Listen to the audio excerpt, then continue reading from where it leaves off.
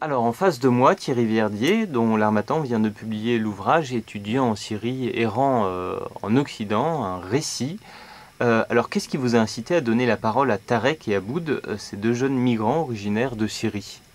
Alors c'est rigolo parce que Jacques, qui était un séminariste libanais, un jeune séminariste libanais, quand il est venu me proposer d'accueillir ces deux jeunes dans le shelter d'Athènes, je lui ai dit que ce n'était pas possible puisque le shelter d'Athènes était réservé en principe aux personnes vulnérables, donc aux femmes avec enfants, aux vieillards, aux personnes avec un handicap.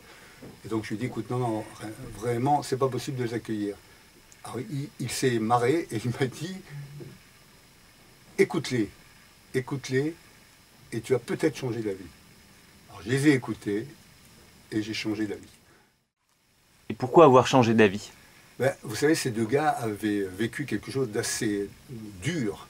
Et dans leur récit, dans leur témoignage, il n'y avait absolument rien de moralisant ou de volonté de nous culpabiliser. Au contraire, il y avait un petit peu d'humour, assez d'humour pour agiter nos consciences, bousculer nos, allez, on va dire, nos tiédeurs occidentales. On sent en lisant votre livre que vous êtes plutôt attaché à ces pays du Moyen-Orient. Ça se voit vraiment tant que ça? Oui, en revanche, vous paraissez plutôt critique à l'égard d'un certain nombre d'acteurs humanitaires, non? Ouais, j'ai un peu de mal à partager la vision un petit peu idyllique d'un certain nombre d'acteurs humanitaires. Alors, beaucoup, heureusement, agissent avec discernement et abnégation. Votre livre en est le témoin. Je pense, hein.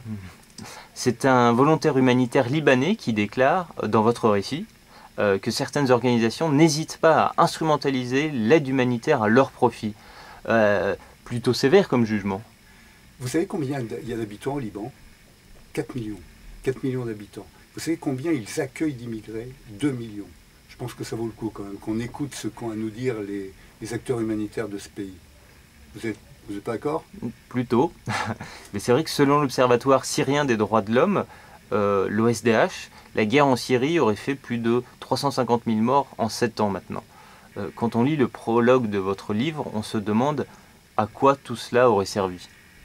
Oui, si tout le monde pouvait avoir les mêmes conclusions que vous, et au moins tous les dirigeants du monde pouvaient avoir les mêmes conclusions que vous, alors je crois que le cri d'Aboud et de Tarek n'aura pas été inutile. Si vous aviez un message, un seul, à faire passer à vos lecteurs en conclusion. Qu'est-ce qui a dit un truc comme ça? Si vous pensez avoir tout compris du Liban, alors c'est qu'on vous l'a mal expliqué. C'est peut-être Henri Laurence, non? Exactement, Henri Laurence. Et Henri Laurence, donc je vais reprendre, si vous permettez, la formule d'Henri Laurence, mais pour moi, si en fermant mon bouquin, vous pensez avoir tout compris du Moyen-Orient, alors c'est que je vous l'aurais mal expliqué. Eh ben, en souhaitant que justement on ne comprenne rien au Moyen-Orient, merci pour cette explication. Ouais.